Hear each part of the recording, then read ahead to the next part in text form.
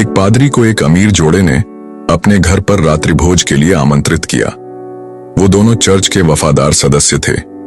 रात्रि भोज बेहद शानदार था। पादरी ने घर को आशीर्वाद दिया और फिर वहां से चले गए। लेकिन जैसे ही पादरी रवाना हुए, पत्नी ने एक अजीब बात नोट की। चांदी का एक चम्मच गायब था। वह नाराज हो गई और अपने पति को बताया। धीरे धीरे उनके मन में शक घर करने लगा, क्या पादरी ने हमारा चम्मच चुरा लिया?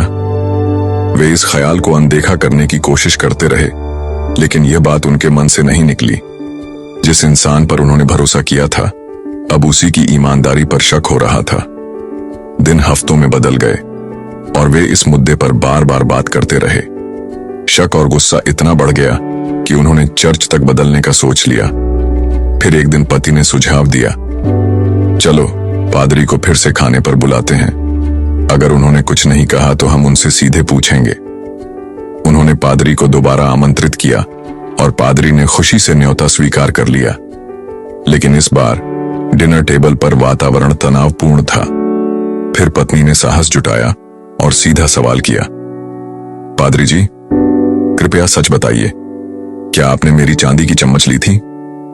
पादरी मुस्कुराए, शांत स्वर में बोले, मैंने वह चम्मच आपकी बाइबल के अंदर रख दी थी, यह देखने के लिए कि आप उसे पढ़ते हैं या नहीं। अब मुझे जवाब मिल गया है।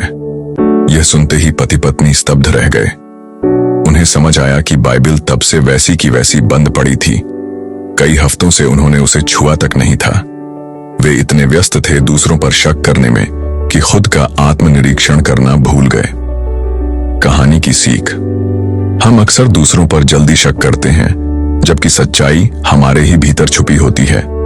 जो बात हमें कचोटती है, वह हमारी खुद की लापरवाही और निष्क्रियता का नतीजा हो सकती है। अगर यह कहानी आपके दिल को छू गई, तो इसे अपने दोस्तों और परिवार के साथ जरूर साझा करें और नीचे कमेंट में लिखें, मैं आत्मनिरीक्षण करूंगा, पहले खुद को बदलूंगा।